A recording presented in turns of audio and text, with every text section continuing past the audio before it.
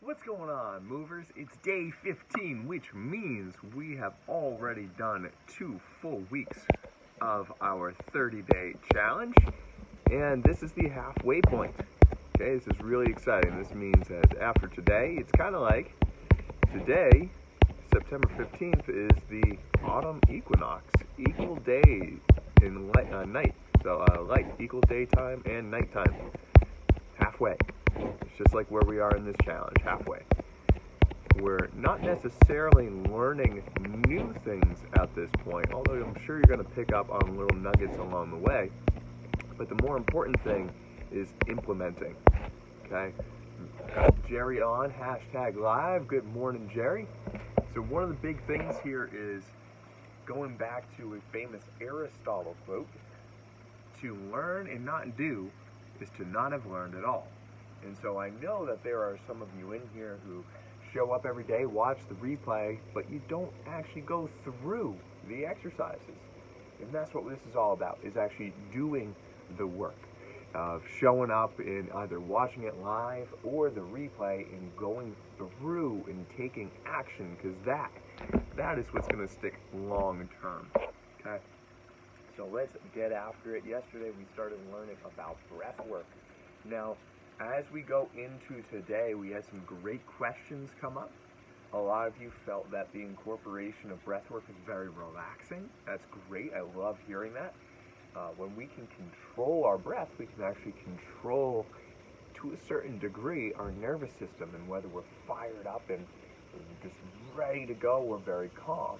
And how we prepare throughout the day with our mindset and our intention, we can amplify that throughout the rest of the day. So if we're looking to, say, get revved up, we're about to go play in a golf tournament, we're about to go out on the course, we can actually rev ourselves up. One of my good friends, Coach Kevin Duffy, is a top 50 golf fitness coach. We spoke together at the PGA show back in January of 2020, right before the pandemic shut the whole world down, but he talked a lot about finding your player type and how some people love to just blast the heavy metal and hardcore rap and really get themselves revved up and do some exercise and full throttle, and that's how they play the best. And some people like to be much more calm and serene, like they just got out of a spa. And either way, we can control that through our breath with specific intention. Okay, so I know for me, in the mornings when going through this power warm-up routine, my main focus is actually relaxation. The secondary focus is getting amped up. But the first thing that I personally want to do is, if I've woken up in the morning and I have a bunch of things going on in my head, what I have to do later in that day, or things that I still have to get done, I want to block those out.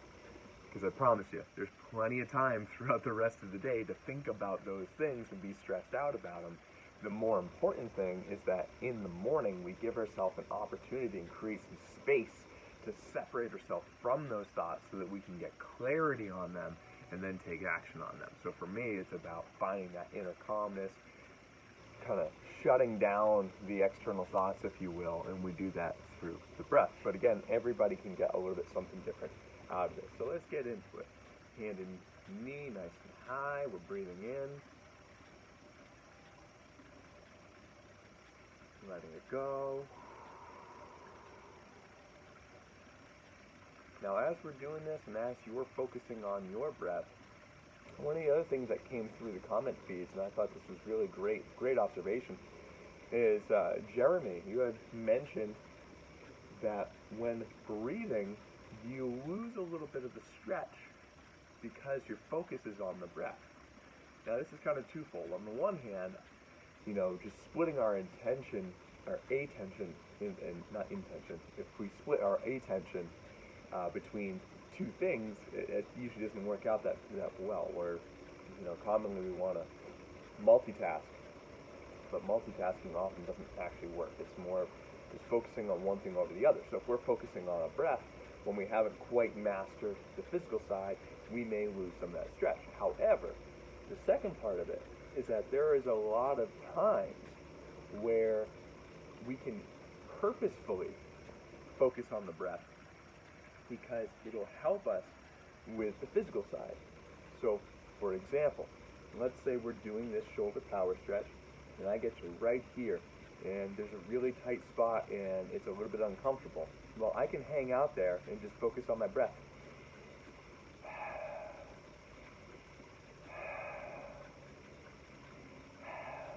And what that extra focus on the breath is going to do is allow me to break through that restricted area.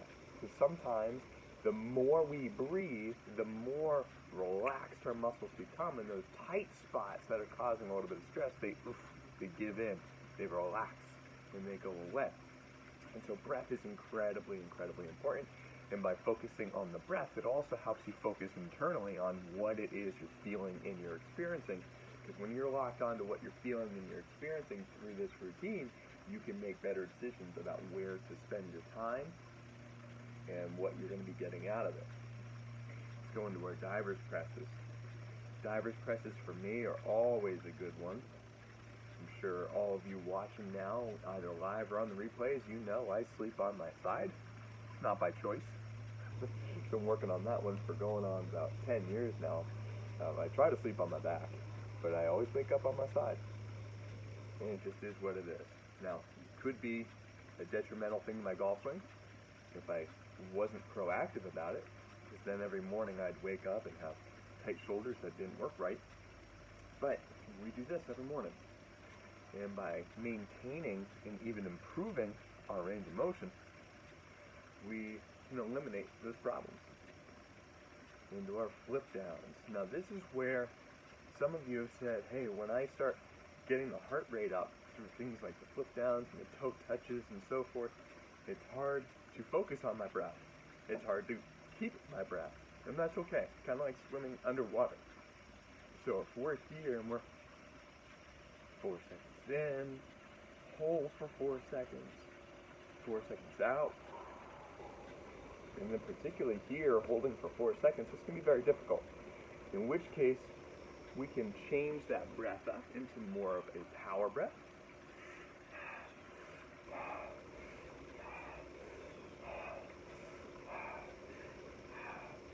And that faster breath is going to cause other sensations.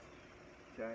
You're going to feel potentially your face or your fingers or your lips becoming warm or even numb if we continue to breathe like that. There is a lot of good benefit from power breathing, and there's a lot of good benefit from square breathing. Again, it just depends, and we'll use a combination of both of them throughout this routine, again, depending on what we're trying to accomplish. And what you're going to find is as these days go on and we get closer to the end of the challenge, I'm going to begin to show you guys in full what it looks like when, at least I personally, am going through this full routine without talking, without coaching. For right now, the more important thing is that you guys hear the coaching so that you can be guided through this process and find what works for you. But for me, I like to breathe pretty heavily because I like to get very into this routine, because I find that it's almost 5 to 10 minutes of a complete transformational meditation, kind of like when you wake up from a sleep where you wake up and you're like, oh man, that was so good, I don't even remember anything about last night, I just kind of woke up and now I'm feeling refreshed. But the same thing can happen in this power warm-up routine where these 5 to 10 minutes, they go by pretty quickly, and then you're done, you're like, wow, that was really great. I don't even remember the last 5 to 10 minutes, but I know I feel really good. And we can do that through the combination of the physical and the mental, tying together power breathing with power stretching. So I know I've been talking a lot today. So you just focus on your breath, you focus on the movements that you've learned, you know why we're doing them, you know how to do them. And now it's just a matter of doing them. And you'll find your own rhythm and pace as time goes on. It's not about miracles every day, it's about consistency. Doing this 5 to 10 minutes a day every day will save you a lot of trouble in the long run. Again, we use the analogy of like brushing your teeth. Brushing your teeth only takes 2 minutes in the morning, 2 minutes at night. We'll round that up to 5 minutes a day. And yeah, sure, you can get away with not brushing your teeth for a couple of days. But at some point, your mouth is going to feel gross.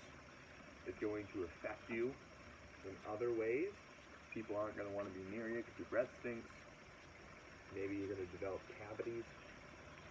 But eventually, if you neglect it long enough, you're going to need to see a specialist. You're going to have to go to a dentist or a special surgeon to have cavities drilled or root canals or whatever the case is. And the same thing is true with our body. We could either do our mobility for 5 to 10 minutes a day, or we can wait till it gets really bad, and then we're going to need to see a specialist. We're going to have something surgically repaired because we tore it. We're going to have something replaced because we wore it out. There's a lot of things that we can maintain to the best of our ability and minimize the need to see that specialist. And again, all it takes is 5 to 10 minutes a day, and if you're watching this right now, you're already doing more than half the battle. You're showing up, you're here. Now, are you doing the work? I don't know. I can't see you, but you know that at the end of the day, that's all that matters. You can lead a horse to water, but you can't make him drink. I'm leading you to the water. Here it is, the oasis that is the watering hole in the desert. You have the information, you know what to do, and we're here as a group and as a community doing it together because we all believe that when we move better, we play better. Catch you all tomorrow.